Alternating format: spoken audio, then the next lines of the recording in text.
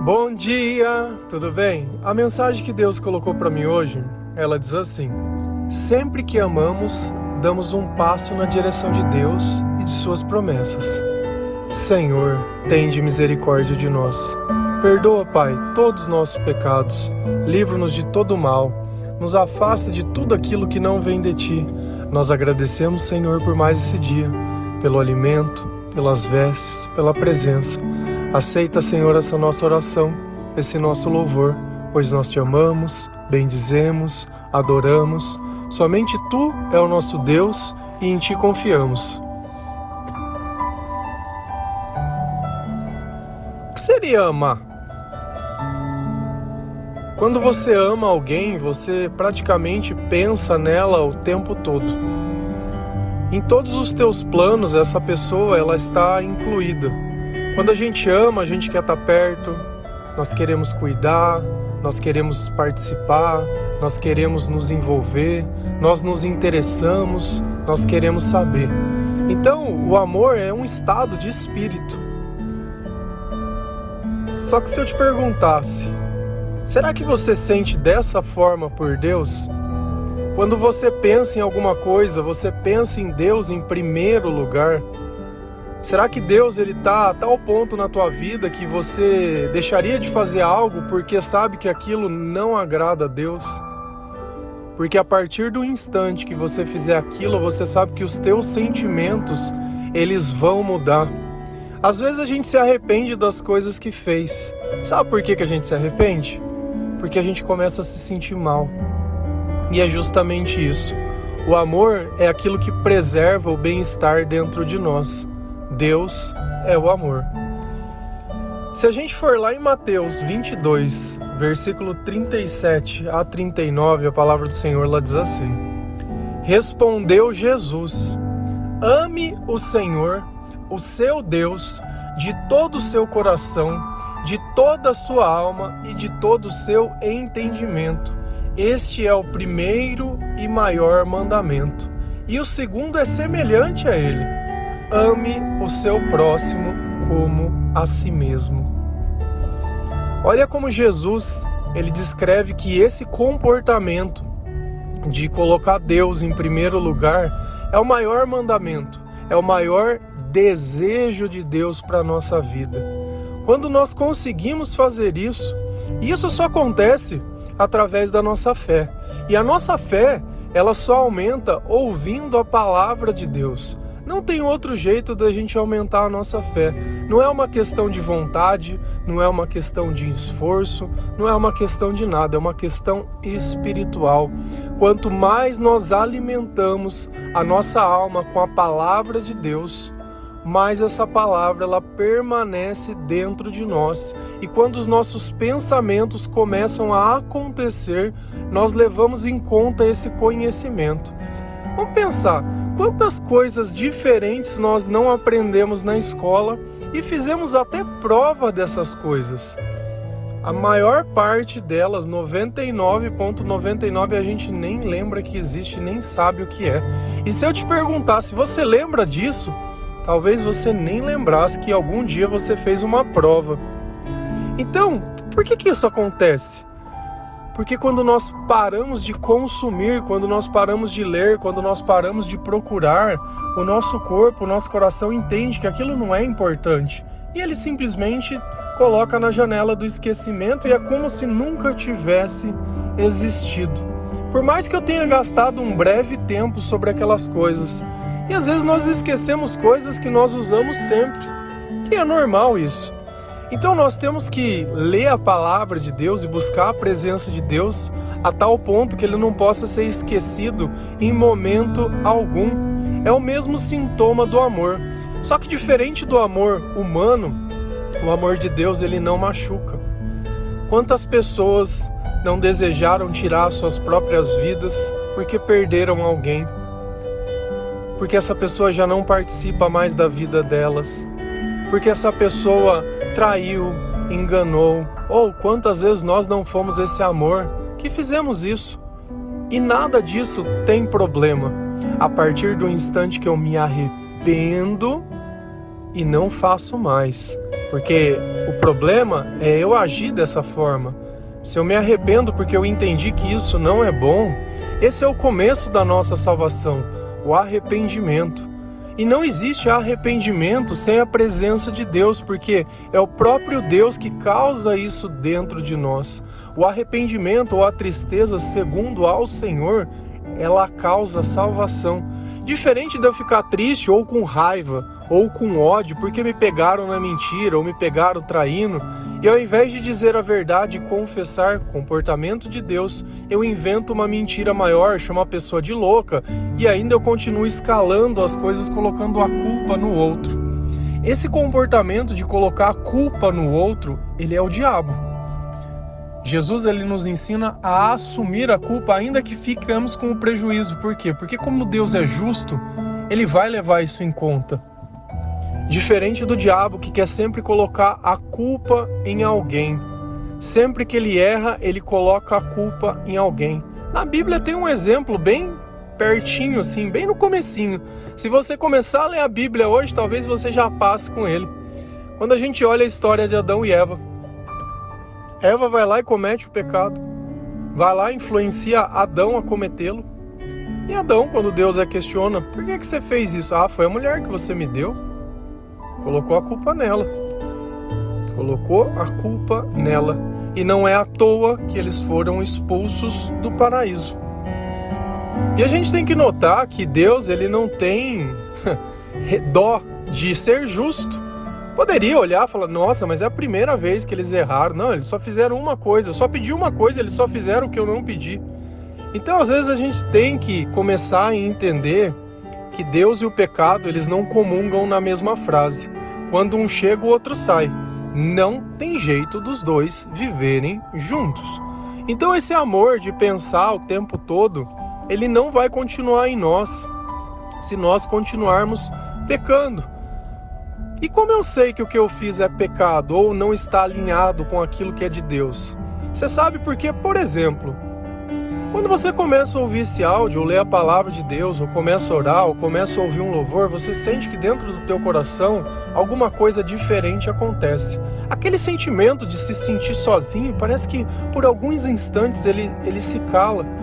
Por alguns instantes a minha vida dentro de mim, ela começa a fazer um sentido que antes não fazia. E de repente eu sinto uma paz que eu não consigo entender, mas ela está ali porque eu posso senti-la. Só que a partir do momento que eu tiro os olhos de Jesus e começo a olhar novamente aquela vida velha, aquela vida minha, e aquilo tudo que eu sempre vivi, sempre fiz, aqueles sentimentos eles voltam inteiro.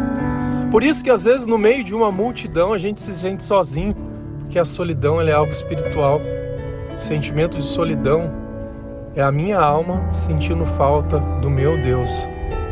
Então quando eu amo a Deus de toda a alma, de todo o entendimento e de todo o coração, Ele participa dos meus pensamentos o tempo todo. Por isso que eu sempre falo, e às vezes tem gente que não consegue receber bem isso, não tem como a gente criar um relacionamento com ninguém uma vez por semana, 1 hora. Sabe como chama isso? Igreja. Não tem jeito. Nós nos tornamos a igreja quando nós começamos a falar de Cristo para pessoas que muitas vezes não poderiam nem ouvi-lo. Pessoas que muitas vezes, como eu, nem em Deus acreditava. E você, um pecador tanto quanto eu, um desgraçado, pessoas que julgam, pessoas que muitas vezes é taxado disso e daquilo, tá aí, levando a obra e sendo usado pelo Espírito Santo para trazer um pouco de esperança e de paz, para colocar nem que seja uma sementinha dentro de um coração que assim como o meu, vivia totalmente apartado de Deus, triste, deprimido, desiludido, descrente. Mas bastou a presença de Jesus na minha vida. Bastou esse Deus de amor fazer parte dos meus pensamentos. Bastou eu começar a me dedicar à leitura da palavra de Deus, que todo o resto pôde ser cumprido. Você sabe por que a gente tem que amar a Deus primeiro? Porque não tem como eu amar o próximo sem Deus. Porque Deus é amor. E quando eu amo o próximo, eu amo a mim mesmo. Porque eu entendo o valor da minha vida, eu entendo o valor das minhas atitudes. Olha como o amor a Deus, ele completa tudo. Por isso que ele é o maior mandamento, porque sem ele eu não consigo cumprir nenhum dos outros. E essa é a verdade. Não tem como você amar o próximo sem Deus. E quantos relacionamentos não se formam assim, sem amor, sem Deus ter o primeiro lugar? E ainda que essa pessoa seja o seu filho ou a sua filha, não adianta.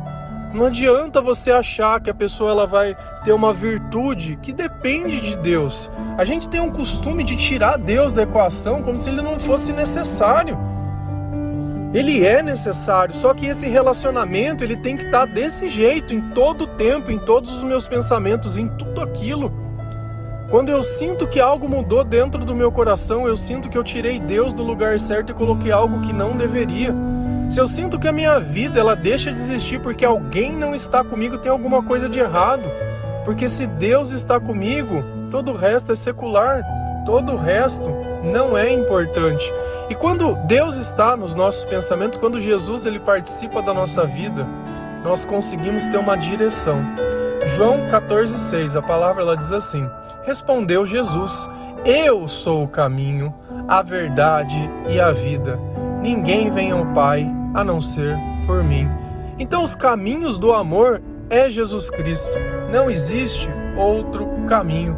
Por isso que a frase diz: sempre que amamos, damos um passo na direção de Deus, porque nós seguimos pelo caminho que Jesus é. E esse é um caminho feito de verdade. Esse é um caminho feito de renúncia. E esse é um caminho onde Ele caminha conosco através da presença do Espírito Santo. Mas se você quer caminhar ao céu, tem que caminhar todos os dias.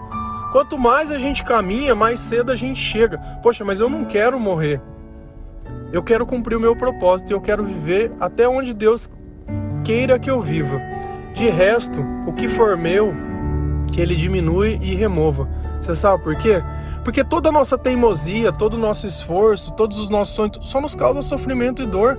O que adianta eu ficar insistindo nas coisas que eu acho, se isso não tem causado nada de bom na minha vida? Se eu nem sei se esse é o caminho, se eu nem sei se é aí que estão as promessas de Deus para mim, se eu nem sei nada. Porque se para mim suportar a minha vida eu preciso beber ou ter algum tipo de dependência, seja emocional, seja de remédio, seja de droga, seja lá do que for para suportar, para mim poder ter um sorriso eu tenho que fumar um baseado para mim poder ficar feliz. Eu tenho que sair no final de semana. Para mim ficar feliz eu tenho que ter um macho coxando eu aqui, porque senão eu fico sozinha. Não, todo mundo tem. Vocês desculpa a expressão. Cara, mas é que me dói o coração.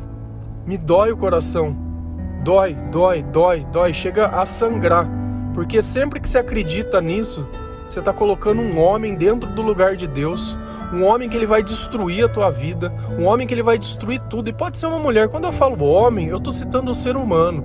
Porque qualquer pessoa sem Deus, não adianta. Não adianta. Não acha que porque você quer ter um filho, que o filho isso... Você quer ter um filho? Quer ter um filho? Seja você o filho que você quer ter para Deus. E aí Deus vai abençoar a tua vida. Agora, se você fizer isso porque você quer ter um filho, você está amaldiçoado.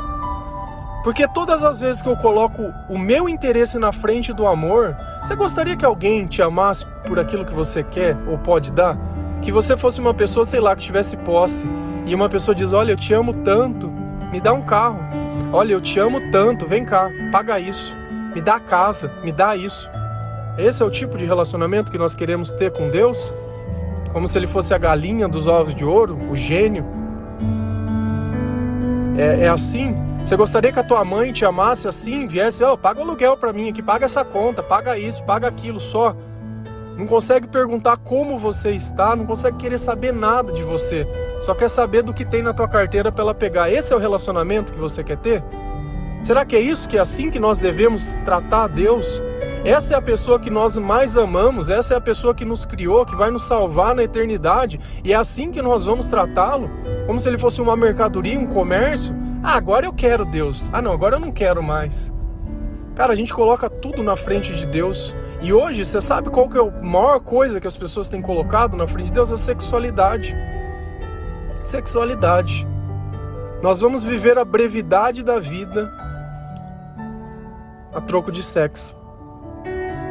Sexo. Simples assim. E aí? E aí, uma vida inteira triste, infeliz, sobrecarregado, pensando em desistir, pensando em se matar, tomando remédio, olhando no espelho e se sentindo um lixo. E aí tem que vestir a máscara, né? Passa o filtro. Põe o filtro, passa o filtro, passa a maquiagem, passa o negócio. E aí? Continua um lixo por dentro. Mas ninguém mais desconfia, né? Porque o importante não é o que você sente, é o que as pessoas acreditam que você sente. Já não é mais o importante a verdade. Qualquer mentira serve. Sabe por quê? Porque eu não caminho no caminho de Jesus. Porque Jesus, ele ia me ensinar outras coisas que ele ia falar, meu, isso não é importante. Isso daí não tem valor. Isso daí que você está insistindo, você está destruindo a própria vida a troco de quê? Orgulho? Vaidade? Provar o quê para quem? Como se alguém tivesse interessado na sua vida. Muitas vezes as pessoas riem de você porque você parece um palhaço. Nem tem noção disso. Pessoa batendo nas costas e rindo nas tuas costas. E você lá, achando que tá abafando. É like, é curtido, né? Gostoso, se sentir desejado. Olha como eu tô bonito, olha que gostosinho. E a pessoa olhando e fala, essa daí não é pra casar não, essa daí é só pra pregar fogo só, porque quem que casa com uma mulher dessa? Bonitinha, mas ordinária, né? Você acha que homem não pensa assim? E você acha que mulher também não pensa? A gente já é mais subjugado do que imagina, porque encontrar qualidade sem a presença de Deus não existe. Eu encontro os meus interesses, eu pego aquilo que eu quero e descarto. Quantas vezes você já não foi descartado? Quantas vezes não pisaram nos teus sonhos? E Jesus está sempre aí, só olhando, esperando ver até onde você vai querer ir sozinho. Se a gente vai lá em Salmos 119, 41, a palavra ela diz assim: que o teu amor alcance-me, Senhor, a tua salvação segundo a tua promessa. Nós precisamos ser alcançados pelo amor de Deus, mas nós precisamos querer ser alcançados. E o Senhor, ele deixou muito bem claro uma coisa: a salvação e as promessas. Então tudo aquilo que Deus tem prometido para o seu povo, todos os sentimentos, todos os caminhos, tudo aquilo no pós-vir, tudo está reservado para você. Você tem garantido isso, acesso ao Pai, como um filho amado, um filho pródigo, um filho que gastou tudo, que foi ao mundo. Não tem problema. Eu sempre falo, não tem problema. Eu demorei 27 anos para encontrar o caminho. Depois que eu encontrei, eu não quis outro caminho, porque eu percebi que os outros não me levavam para lugar nenhum. Talvez, não sei quantos anos você tem hoje, ainda que tenha mais, que tenha menos, pouco importa. O importante é encontrar, porque enquanto bate um coração, enquanto existe vida, existe a possibilidade da gente se arrepender e se salvar, graças à misericórdia de Deus. E aí a sua vida vai começar. Se você perguntasse, quantos anos você tem? Quantos anos? A nossa vida, ela começa a partir do momento que nós nos convertemos. Eu tenho 14 anos. De idade humana, 41.